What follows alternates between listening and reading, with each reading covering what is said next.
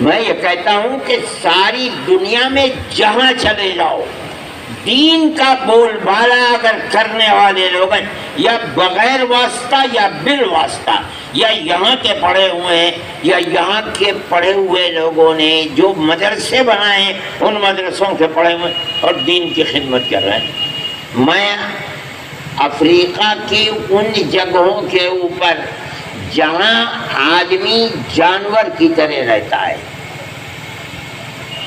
ان جگہوں پر گیا، اور میں نے بچوں کا قرآن ایسا کہ میرے بچے ایسا قرآن نہیں پڑھتے۔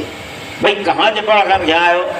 مدرسے کا نام لیا کہ دارالعلوم کے لوگوں نے مدرسہ بنایا تھا، ہم نے اس مدرسے میں پڑھا ہے اور وہاں سے آ کر کے اب ان بچوں کو پڑھا رہے ہیں۔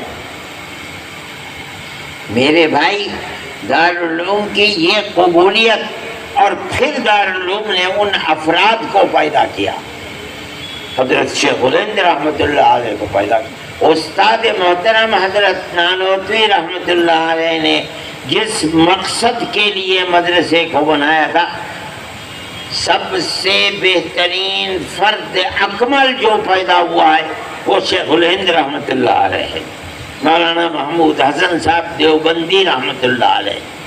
وہ شخص ہے جو اپنے علم کے ساتھ ساتھ آزادی وطن کے لیے ایسی اپنے سینے کے اندر آگ رکھتا تھا کہ وہ آگ کسی دوسرے آدمی کے اندر نظر نہیں آتی ہے۔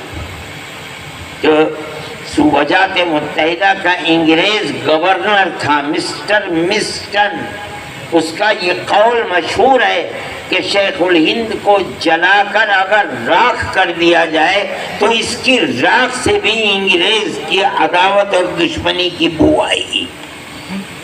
یہ تھے شیخ الہند۔ شیخ الہند نے اٹھ کر کے پھر بغل بجانا شروع کر دیا آزادی وطن کا، اور اپنے ان شاگردوں کو جنہیں یہاں تیار کیا تھا انہوں نے ان کو اپنی آواز کا شریک بنایا، اپنا درد ان کے دلوں کے اندر تقسیم کر دیا اور ان کو لے کر کے میدان کے اندر نکل گئے۔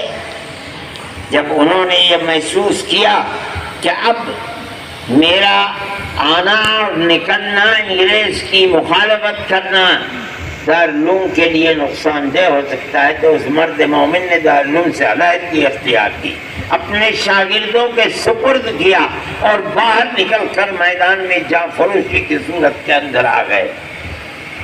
کون ہے جو تاریخ بتائے؟ کوئی دعویٰ کر سکتا ہے؟ شیخ الہند تنہا وہ آدمی ہے جس نے اپنی زندگی کے اندر انگریز کی حکومت کے خلاف آزاد حکومت قائم کی ہے۔ لوگ دعوے تو بڑے بڑے حلق سوچ جاتے ہیں کرنے والے، بتائیں کہ کہاں انگریز کی گورنمنٹ کے خلاف آزاد حکومت کس نے قائم کی ہے؟ شیخ الہند نے قائم کی۔ اپنے شاگرد عبید اللہ سندھی کو افغانستان بھیجا۔ افغان قوم کے خصوصیات سے واقف تھے، افغان علماء ان کے شاگرد تھے، وہ یہ جانتے تھے کہ یہ مسلمان قوم ایسی ہے کہ جو ایسی سرفروش قوم ہے کہ یہ کبھی کسی دوسرے کی حکومت کو قبول نہیں کر سکتی۔ آج بھی یہی صورتحال ہے۔ انہوں نے مولانا عبید اللہ سندھی کو افغانستان بھیجا، افغانستان بھیج کر انہوں نے وہاں آزاد حکومت قائم کی، اور کان کھول کر لوگ سنیں کہ انہوں نے اس آزاد حکومت کا جو صدر بنایا وہ مسلمان نہیں، راجہ مہندر سنگھ پرتاپ کو صدر بنایا اس کا۔ وہ لوگ ایسے نہیں تھے کہ ان کے دل کے اندر فرقہ پرستی ہو۔ وہ اس ملک کے عوام چاہے وہ کسی بھی مذہب سے تعلق رکھتے ہو، ان لوگوں کو اپنے سینے سے لگایا کرتے تھے۔ اور مولانا برکت اللہ پھر اس کے بعد مولانا عبید اللہ سندھی وزیر خارجہ بنے۔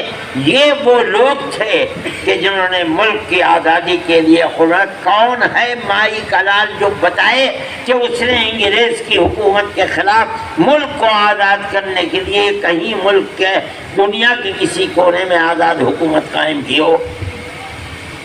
اور پھر یہی نہیں کہ آزاد حکومت قائم کر کے چھوڑ دیا، بلکہ یہاں سے گئے دارالعلوم کو چھوڑ دیا اور یہاں سے گئے حج کے نام کے اوپر۔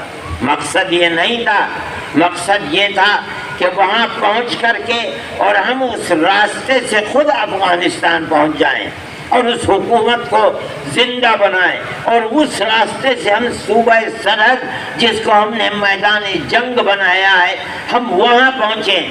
ان لوگوں کی طرف سے یہ شکوہ آتا تھا کہ ہم لڑتے ہیں، ہمارے پاس گولہ بارود ختم ہو جاتا ہے، پھر ہم پیچھے ہٹ جاتے ہیں، تیاری کرتے ہیں، پھر گولہ بارود اپنے ہاتھ سے بنا کر رکھتے ہیں، مرتے ہیں اور مارتے ہیں۔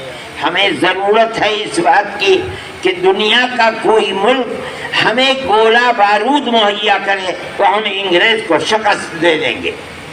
حضرت شیخ الہند رحمۃ اللہ علیہ اسی لیے گئے تھے۔ اس زمانے میں وہاں حکومت ٹرکی کی حکومت تھی، جو وہاں کے وزیر اعظم تھے، ان سے ملاقات کی اور یہ بات کہی اور یہ کہا کہ میں یہ چاہتا ہوں کہ آپ مجھے یہاں سے کسی طرح افغانستان کا راستہ صاف کرا دیں اور بھیج دیں، مگر انہوں نے معذرت کی کہ انگریز کی حکومت اب راستوں میں جگہ جگہ ہے، ہم اگر چاہیں گے بھی بھیجنا تو آپ نہیں جا سکتے۔